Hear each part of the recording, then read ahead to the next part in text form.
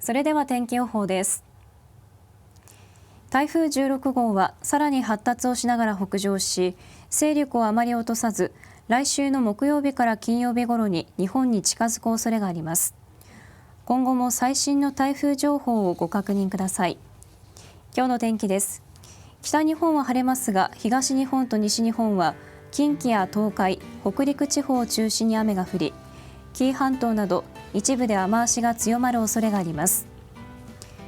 予想最高気温です。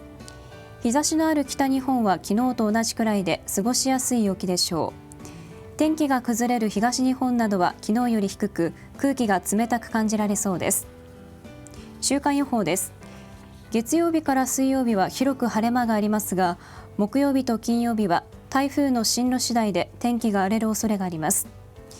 気温は次第に平年よりやや高くなり、週の後半は残暑が戻るでしょう。